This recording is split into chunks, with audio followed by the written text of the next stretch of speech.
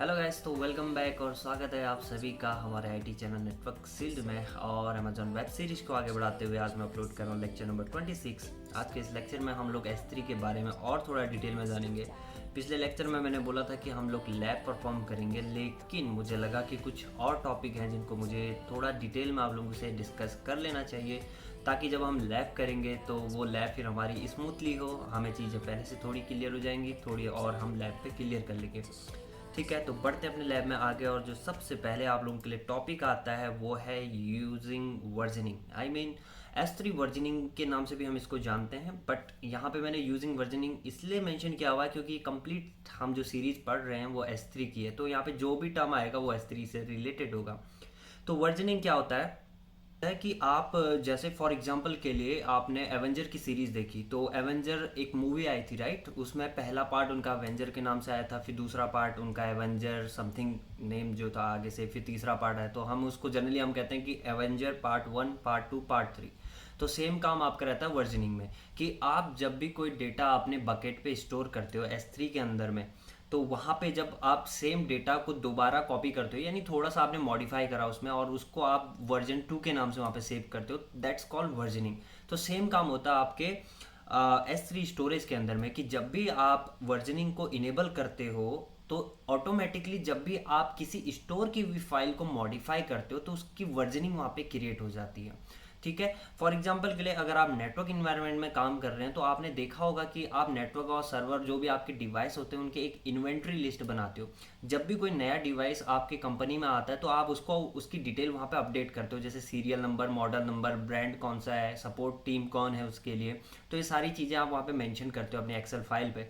तो उसको आप 1.2 1.3 इस नाम से वर्जनिंग दे देते हो। तो सेम काम आपका होता है यहाँ पे अमेजॉन स्टोरेज में, कि जब भी आप वर्जनिंग को इनेबल करते हो तो यहाँ पे जो है आपका डेटा जो है वो डिफरेंट डिफरेंट वर्जन के नाम से सेव होता है। अब इसको अगर हम थोड़ा टेक्निकल लैंग्वेज में बात करें अमेजोन पे, तो एक ये आईडी नंबर वहाँ पे जनरेट करता है हर फाइल के बिहाफ पे। जैसा कि अगर आप डायग्राम में देखें यहाँ पे, तो मैंने दो सेम नाम की फाइल यहाँ पे स्टोर की, photo dot jeep, photo dot jeep. अभी देखो दोनों का नेम सेम है लेकिन इनकी आईडी डिफरेंट है।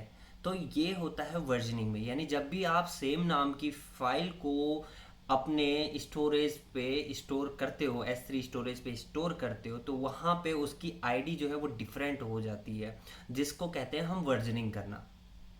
तो आ गई बात समझ में। और थ्योरी आप जो है वीडियो पॉज करके देख सकते हैं और समझ सकते हैं उसको, बाकी मैंने आप लोगों को समझा दिया है। तो नेक्स्ट बढ़ते हैं अपने लैब में आगे, वर्जनिंग के बारे में थोड़ा सा और डिटेल में जानते हैं कि वर्जनिंग के अंदर में और क्या क्या फीचर होते हैं जो कि हमें बेनिफिट प्रोवाइड करते हैं, क्यों हमें वर्जनिंग को इनेबल करना चाहिए। तो जो पहला फीचर है आप लोगों के सामने में है, वो आप देखें कि जब भी आप वर्जनिंग आपने फॉर एग्जाम्पल के लिए इनेबल कर दी, किसी कारणवश या एक्सीडेंटली आपसे कोई डेटा वहाँ पे सडनली डिलीट हो जाता है आपसे, ठीक है। तो जब वो डेटा आपका डिलीट हो जाता है वहाँ पे, तो वहाँ पे वो डेटा जो है डिलीट परमानेंटली नहीं होता है। वहाँ पे जब भी आपका डेटा डिलीट होगा तो वहाँ पे जो है एक नेम लिखा हुआ आ जाता है डिलीट मार्कर के नाम से। जैसा कि अगर आप डायग्राम में यहाँ पे ध्यान दें, ठीक है, फॉर एग्जांपल के लिए पहले वाले जो कंटेनर है हमारे, इसको बकेट भी कहते हैं, कंटेनर भी कहते हैं, तो आप कंफ्यूज मत होना नेम पे। तो जैसा आप पहले वाले कंटेनर पे यानी इस वाले कंटेनर पे अगर आप ध्यान दें, तो आपके पास तीन डेटा थे, यानी कि फोटो डॉट जिप था जिसकी की आईडी नल थी। ये बाय डिफॉल्ट नल होता है यहाँ पे, जब भी आप इनेबल करते हो वर्जनिंग तो बाय डिफॉल्ट नल होता है। ओके, उसके बाद आपने जो है सेम फाइल को फोटो डॉट जिप को मॉडिफाई करा, तो उसको डिफरेंट जो है यहाँ पे आईडी नंबर मिल गया। आपने फिर मॉडिफाई करा, ये डिफरेंट आईडी नंबर मिल गया। गलती से आपसे ये वाला यानी जो नल वाला था, ये वाला जो फाइल था ये डिलीट हो गया। और जब ये डिलीट हो गया तो यहाँ पे आपके पास क्या लिखा आ जाएगा, ये फाइल एज इट इज वहाँ पे रहेगी, और इसको ये बना लेता है करंट वर्जन, यानी लेटेस्ट वर्जन, करंट वर्जन बना देगा इसको। और इसको जो है यहाँ पे एक मार्क लगा देगा, इसके आगे जो है एक मार्क आ जाएगा डिलीट मार्कर के नाम से। यानी वो फाइल आपने यहाँ से तो डिलीट कर दी लेकिन परमानेंटली डिलीट नहीं हुई है। अगर आपको इस फाइल को रिस्टोर करना है तो आप इस फाइल को रिस्टोर यहाँ से कर सकते हैं। जस्ट लाइक आपके पास लैपटॉप पे रिसाइकिल बिन है, ठीक है, आप कोई भी फाइल उसको डिलीट करते हो वहां से, तो वो फाइल आपकी कहाँ मूव हो जाती है, रिसाइकिल बिन पे, और वहां से फिर उस फाइल को आप रिस्टोर कर लेते हो। सेम काम होता है आपका यहाँ पे, लेकिन थोड़ा सा टर्म अलग है। यानी जब भी आप यहाँ पे कोई फाइल को डिलीट करते हो तो उसके सामने पे जो लिखा आता है वो आता है डिलीट मार्कर, यानी वो फाइल आपने डिलीट कर दी है, अगर आप स्टोर करना चाहते हो तो डिलीट मार्कर पे क्लिक करो और उसको रिस्टोर कर लो, ठीक है। दूसरा पॉइंट है, if you over right an object it result in a new object version in bucket, you can always restore the previous version. यानी अगर आप देखें यहाँ पे सेम नाम फोटो डॉट जिफ फाइल थी आपके पास, ऑलरेडी दो फाइल है, फॉर एग्जांपल के लिए फोटो डॉट जिफ ऑलरेडी आपके पास है, आपने एक और फोटो डॉट जिफ वहाँ पे सेव कर दी, एक और आपने पुश कर दी यहाँ पे, तो देखो नाम सेम रहेगा, photo dot GIF name same है आपके पास, लेकिन यहाँ पे जो है इसका आईडी नंबर जो है वो चेंज हो जाता है, जैसा कि मैंने जस्ट पहले ही आपको बताया था वर्जनिंग पे। ठीक है, ओके बढ़ते हैं आगे। Using versioning, bucket can be in one of three state, यानी जब भी आप वर्जनिंग को इनेबल करते हो आपके पास पे तीन ऑप्शन आते हैं। पहला आता है अनवर्जेंट, जिसको कि मैंने अभी जस्ट आपको पीछे बताया था कि नल आता है, यहाँ पे लिखा हुआ ये रहा, ठीक है, ये नल। तो जब भी आप वर्जनिंग को इनेबल करते हो बाय डिफॉल्ट वो जो है उसका वर्जनिंग जो होता है वो नल होता है। ठीक है, अगर आप वहाँ पे कोई भी मॉडिफाई या कोई भी चेंजेस या कोई भी फाइल आप ऐड करते हो तो उस पर वर्जनिंग आपकी इनेबल हो जाएगी, फिर वहाँ से वो वर्जनिंग नाम जो नल है वो नल से लेकर कोई आईडी बन जाएगा वहाँ पे। अब क्वेश्चन आता है कि यार फॉर एग्जांपल के लिए मेरा 5 GB का डेटा ऑलरेडी स्टोरेज पे स्टोर था और मैंने वर्जनिंग इनेबल कर दी, तो क्या वो वर्जनिंग जो 5 GB का डेटा स्टोर है क्या वो उस पर अप्लाई हो जाएगी? हाँ जी, हो जाएगी। 5 GB का जो भी आपका डेटा उस कंटेनर में होगा उस पर वो वर्जनिंग इनेबल हो जाएगा, लेकिन वो वर्जनिंग तब काम करेगा जब उसके बाद आप कोई चेंजेस करोगे।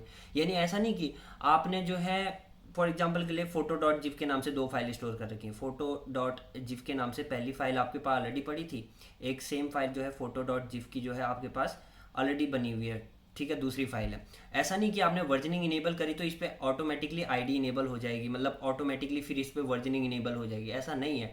अब अगर आप इसके बाद फोटो डॉट जिप पे कोई मॉडिफिकेशन करते हो, इस पर मान लो कि आपने ब्राइटनेस बढ़ा दी अपने फोटो में या थोड़ा सा डार्कनेस बढ़ा दिया, जो भी आपने मॉडिफाई करा, उसके बाद जो भी आप चेंजेस करोगे उन पे वो वर्जनिंग का जो चेंजेस है वो अप्लाई होगा। यानी अब इस पे अब अगर आपने इसमें कुछ मॉडिफाई करा, इसको आप सेव करोगे तो वो लिखा हुआ आ जाएगा फोटो डॉट जिफ, उसका आईडी आ जाएगा वर्जनिंग आईडी 111, कुछ भी बन सकती है।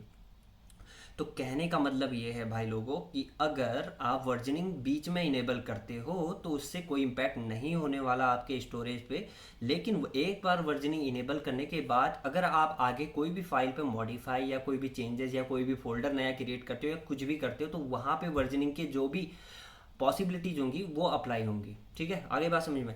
तो बाय डिफॉल्ट आपका जो है ये अनवर्जेंट होता है, उसके बाद जब आप कोई मॉडिफिकेशन या कोई चेंजेस करते हो इनेबल करने के बाद तो वो वर्जन आपका इनेबल हो जाता है। इनेबल होने के बाद अगर आपको वर्जन को इसको डिसेबल करना है तो आप डिसेबल नहीं कर सकते हो, लेकिन आप सस्पेंड कर सकते हो किसी एक टाइम पीरियड के लिए, तो आप उसको सस्पेंड कर सकते हो।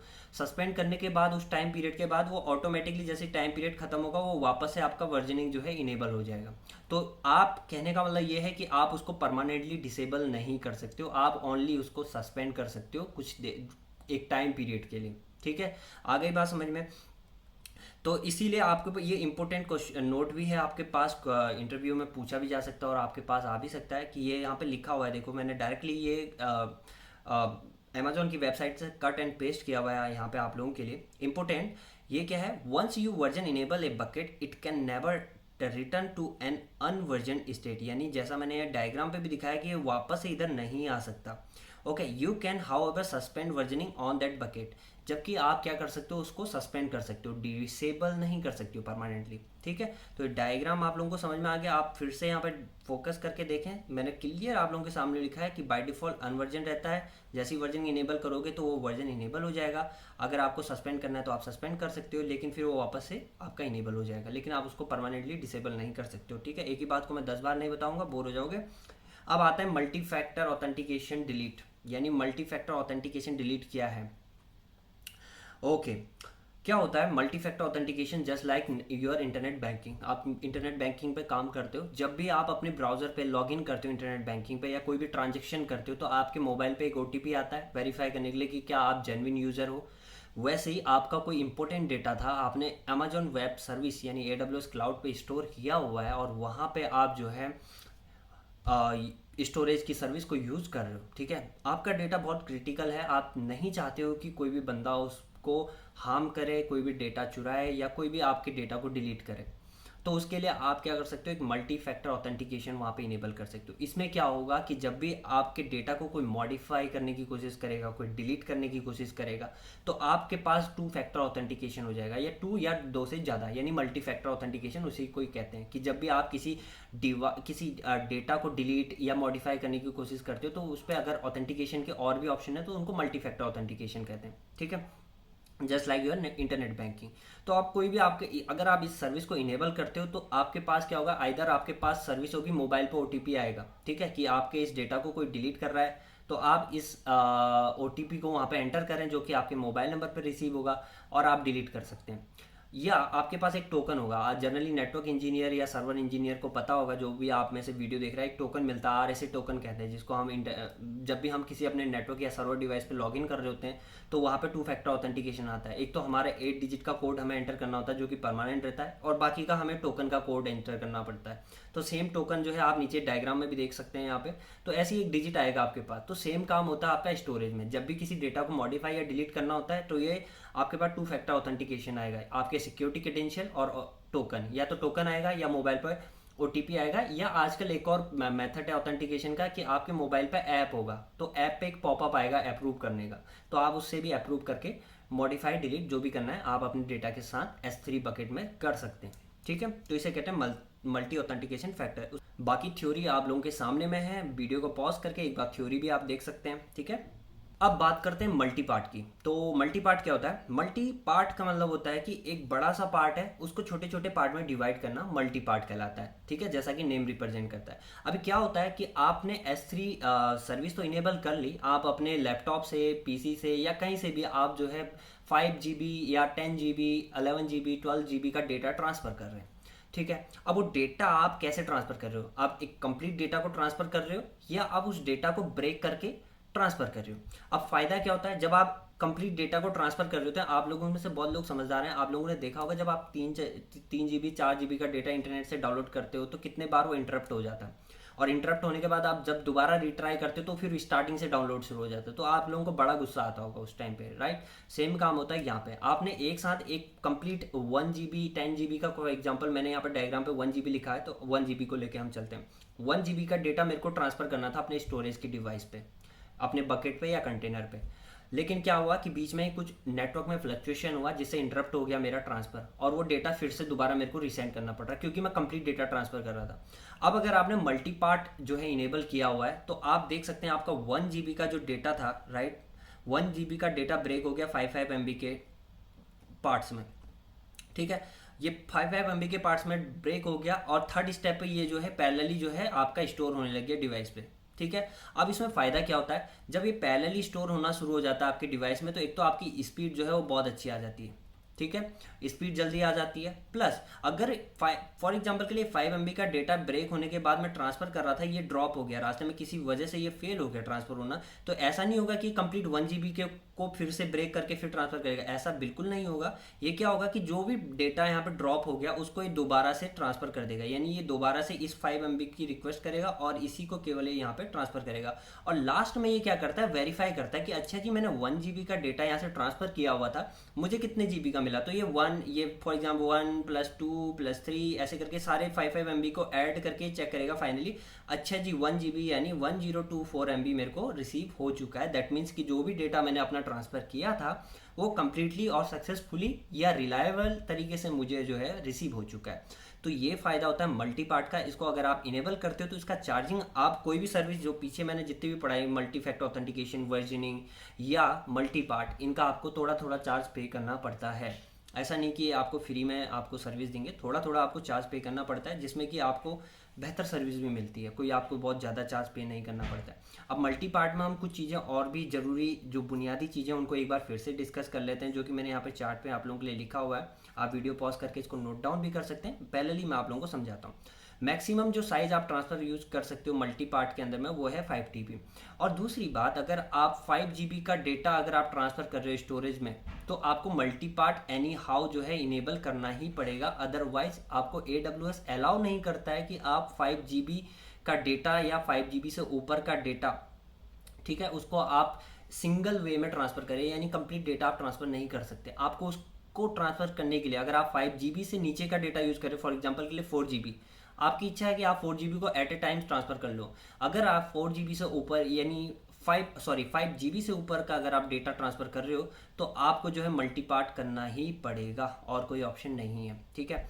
और दूसरी बात, मैक्सिमम ऑब्जेक्ट साइज, यानी आप मैक्सिमम 5 TB का डेटा ट्रांसफ़र कर सकते हैं मल्टी पार्ट के अंदर में, ठीक है। मैक्सिमम नंबर ऑफ पार्ट्स पर अपलोडेड, यानी मैक्सिमम कितने पार्ट वो ब्रेक कर देगा, 10,000, यानी 10,000 पार्ट वो ब्रेक करके आपके डेटा को ट्रांसफ़र कर देगा। यानी ऐसा नहीं कि ज़रूरी है कि आप 5 MB, फॉर एग्जांपल के लिए मैं लूँ 1 GB का डेटा, तो ये 10,000 जो है उसको पार्ट में ब्रेक करेगा, ऐसा नहीं है।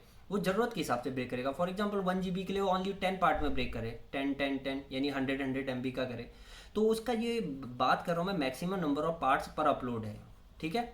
यानी पर अपलोड में वो मैक्सिमम नंबर ऑफ पार्ट्स कितना, मैक्सिमम ही वो कितना जा सकता है उनको ब्रेक करने पर, ठीक है। ऐसा नहीं कि वो 11,000 बार ब्रेक कर दे, ऐसा नहीं है कि मैक्सिमम जो लिमिट है 10,000 है, ठीक है। सेम काम है पार्ट्स नंबर, यानी 1 से 100, जो कि मैंने जस्ट अभी डिस्कस किया। पार्ट साइज जो है वो 5 MB से लेकर 5 GB तक आप ट्रांसफर कर सकते हो। There is no size limit on the last part you multipart upload, यानी पार्ट साइज का मतलब है कि कितने वो पार्ट में डिवाइड करेगा। यानी फॉर एग्जांपल के लिए अगर मैं 100 MB का डेटा ट्रांसफर कर रहा हूँ तो हो सकता है कि वो 5 के पार्ट में उसको ब्रेक कर दे, लेकिन वहीं मैं 1 TB का या हाँ फॉर एग्जांपल 1 TB का डेटा ट्रांसफर कर रहा हूँ तो हो सकता है वो 5 GB के अकॉर्डिंग उसको ब्रेक कर दे या 1 GB के अकॉर्डिंग ब्रेक कर दे। लेकिन जो मैक्सिमम ब्रेक करने का जो उसका साइज रहेगा वो रहेगा 5 GB और मिनिमम रहेगा 5 MB, ठीक है।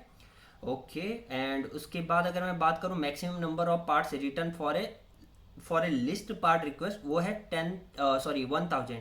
यानी कितने बार, जैसे यहाँ पे मैंने डायग्राम पे आप लोगों को यहाँ पे दिखाया था, राइट, कि यहाँ पे डेटा जो आपका यहाँ पे ड्रॉप हो गया, ये जो डेटा आपका ड्रॉप हो गया, तो ऐसे ही कितने डेटा ड्रॉप होने के बाद ये रिटर्न रिक्वेस्ट करेगा कि उसको वापस ट्रांसफर करो। यानी जैसा ये 2 बार डेटा यहाँ पे ड्रॉप हो गया, यानी 1 GB का डेटा मैं ट्रांसफर कर रहा था, ये 1 टाइम 2 टाइम जो है यहाँ पे डेटा आपका ड्रॉप हो गया, तो ये रिक्वेस्ट कर देगा बैक कि मेरा जो ये डेटा था, ये वाला जो पार्ट था, ये ड्रॉप हो गया है, आप इसको दोबारा रीसेंड कर दो। ऐसे ही वो कितने बार रिक्वेस्ट कर सकता है, वो कर सकता है 1,000 बार रिक्वेस्ट कर सकता है। इससे ज़्यादा बार वो रिक्वेस्ट नहीं कर सकता। अगर इससे ज़्यादा बार रिक्वेस्ट करने की बारी आ गई तो वो कंप्लीट डेटा को ही रिजेक्ट कर देगा। वो कहेगा ठीक है जी, आप 1 GB का जो डेटा आप ट्रांसफर कर रहे थे वो 1,000 बार जो है आपका रिजेक्ट हो चुका है, मैं रिक्वेस्ट कर चुका हूँ, अब आप एक काम करो, कंप्लीट रिजेक्ट करो और दोबारा से फिर से इनिशिएट करो 1 GB का। लेकिन ऐसी नौबत बहुत कम आती है, 1,000 बहुत ज़्यादा होता है, राइट। तो इतने बार ड्रॉप नहीं होता, इतने बार रिक्वेस्ट की ज़रूरत नहीं पड़ती। अगर ज़रूरत पड़ती तो आई थिंक अमेजोन जो है कुछ ना कुछ करके इसकी लिमिट को बढ़ा देता, राइट। अब बात करते हैं ऑब्जेक्ट लॉक के बारे में। एक टर्म और आप लोगों को दिखेगा ऑब्जेक्ट लॉक का, ये नया फीचर अभी ऐड हुआ है अमेजोन पे, रिसेंटली अपडेट हुआ है, तो इसके बारे में भी हम डिस्कस कर लेते हैं। ऑब्जेक्ट लॉक का मतलब क्या होता है कि फॉर एग्जाम्पल के लिए आपके पास एक डेटा ऐसा क्रिटिकल डेटा है जिसको कि आप नहीं चाहते कि कोई भी उसको किसी भी हाल में मॉडिफाई करे या डिलीट करे। आप चाहते ही नहीं हो कि उसको इतना क्रिटिकल आपने बना दिया उस डेटा को कि आप खुद भी उसको नहीं चाहते हो कि आप उसको मॉडिफाई करें या डिलीट करें या कुछ भी आप उस पर करें। तो वहाँ पे हम यूज़ करते हैं ऑब्जेक्ट लॉक यूज़ करते हैं, या हम ये कहें कि कंप्लाइंस के तौर पे भी हम इसको यूज़ करते हैं। तो ये दो तरीके से होता है, एक तो आता है इनेबल गवर्नेंस मोड और दूसरा आता है इनेबल कंप्लाइंस मोड। अब इनेबल गवर्नेंस मोड की अगर हम बात करें, गवर्नेंस मोड की, तो यहाँ पे क्या होता है कि कोई भी डेटा जो है उसको आप एक लिमिटेड पीरियड के लिए जो है फिक्स कर देते हो कि इतने लिमिटेड, जैसे फॉर एग्जाम्पल के लिए मैंने बोल दिया 365 डेज के लिए मैं इस डेटा को जो है इस मोड में जो है सेव कर। तो इस चीज़ को इनेबल करने के लिए आपके पास IAM की जो सर्विस होती है उसको इनेबल भी करना होता है। ऐसा नहीं कि आपने बस लोकली अकाउंट क्रिएट करके उसकी सर्विस को इनेबल करके आप ब्लॉक करो, ऐसा नहीं। आपके पास IAM की सर्विस भी होनी चाहिए, देन आप इसको इनेबल करके आप इसको फिक्स कर सकते हो कि इतने डेज तक जो है इसमें से कोई डेटा जो है हमारा डिलीट नहीं होना चाहिए, ठीक है। ओके इसमें लेकिन हाँ सॉरी, गवर्नेंस मोड में जो है आपको जो आपका रूट अकाउंट होता है, रूट अकाउंट यानी जैसे आप जेन्युइन रूट अकाउंट मतलब होता है, जैसे एक कंपनी है मेरी नेटवर्क शील्ड और हम AWS की सर्विस यूज़ करते हैं, तो नेटवर्क शील्ड का एक रूट अकाउंट होगा। तो उस रूट अकाउंट का जो भी यूज़र होगा उस अकाउंट की हेल्प से आप उस डेटा को मॉडिफाई कर सकते हो, ठीक है। लेकिन बाकी के जो रूट अकाउंट के अलावा जो अदर अकाउंट होते हैं जो कि उस रूट अकाउंट से जुड़े रहते हैं, वो मॉडिफाई या डिलीट या कुछ भी इसमें नहीं कर सकते हैं, वो फिक्स पीरियड के लिए, ठीक है। अब आता है कंप्लाइंस मोड, ये इससे भी खतरनाक होता है। इसमें आता है कि आपका इवन रूट अकाउंट भी इसमें कोई मॉडिफाई नहीं कर सकता। कंप्लाइंस मोड होता है जैसे कुछ दिन के लिए आपने पैक कर दिया, फिक्स कर दिया डेटा, जी मेरे पास जो है 1 GB की ये मूवी थी और ये मूवी जो है मेरे को अभी रिलीज़ नहीं करनी है क्योंकि अभी कोरोना वायरस वगैरह चल रहा है और थिएटर बंद है और मैं चाहता हूँ इस मूवी को जो है मैं रिलीज़ करूँ नेक्स्ट ईयर जून मंथ में या ईद पे। ठीक है, मैं रिलीज़ करना चाहता हूँ।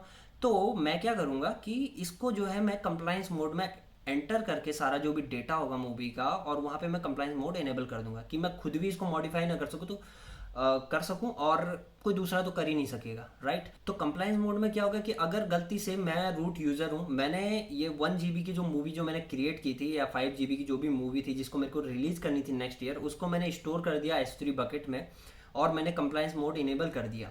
अब भैया अगर कोई मेरे कनपट्टी पे अगर बंदूक रख के भी बोले कि ये मूवी मेरे हवाले कर दे, तो मैं कर नहीं सकता भाई। ठीक है, तो ये जस्ट लाइक ये शोले का डायलॉग नहीं है, ठाकुर ये हाथ मुझे दे दे।